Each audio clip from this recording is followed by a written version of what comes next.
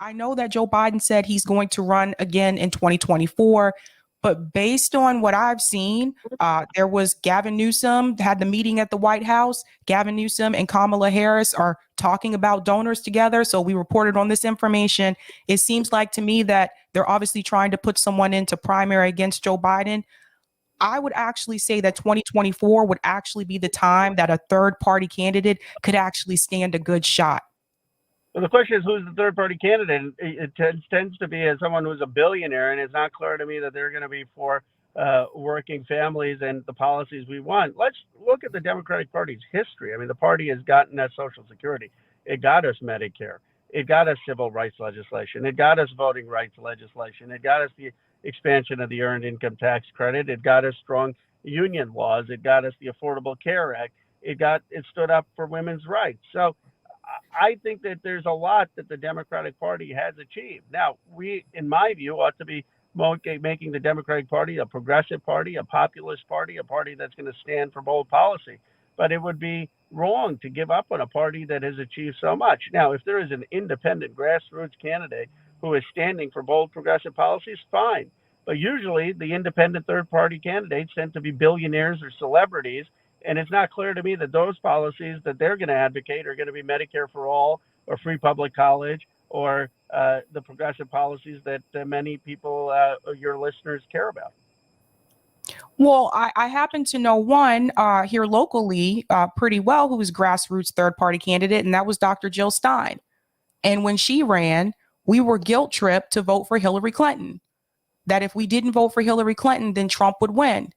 But I still say to this day that Jill Stein was the better candidate.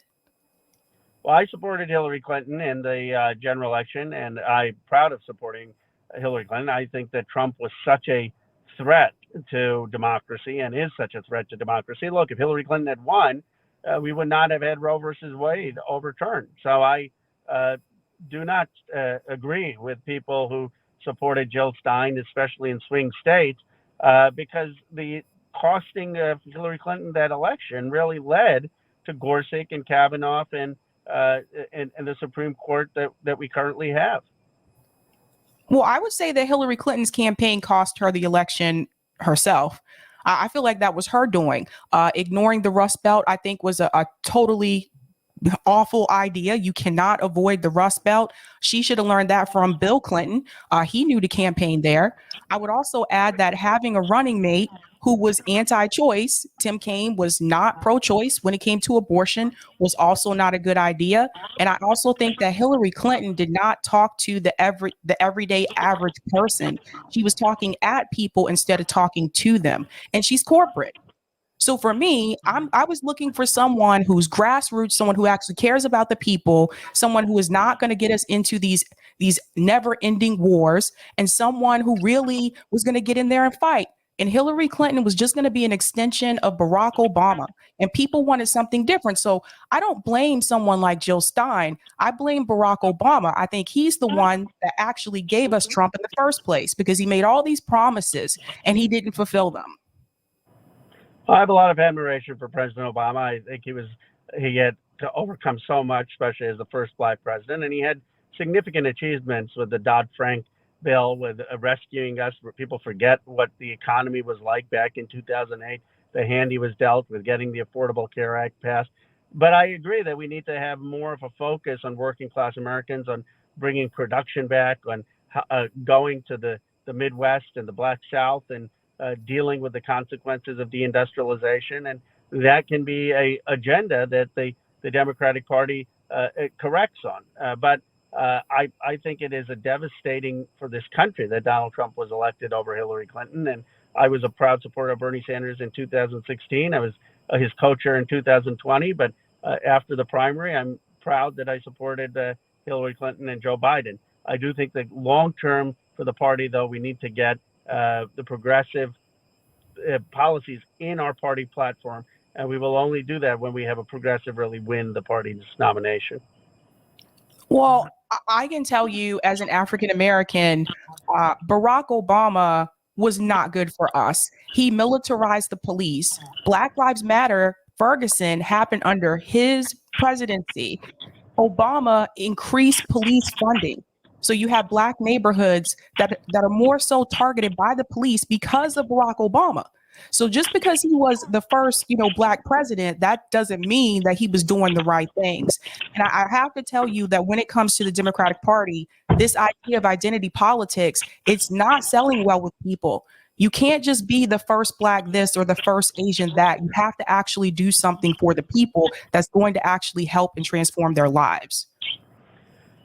Well, I do think President Obama did a lot to help people's lives. I mean, he got the Affordable Care Act. Millions of people didn't have health care insurance. We were in one of the greatest recessions, and he rescued us from one of the greatest recessions. He had checks on Wall Street's excesses with Dodd-Frank.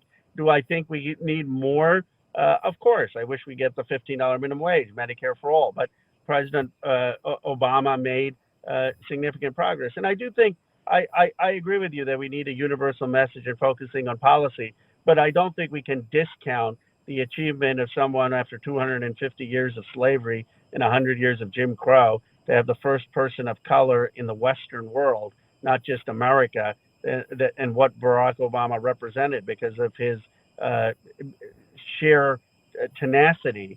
I think he is someone worthy of admiration. Now, of course, I'm biased.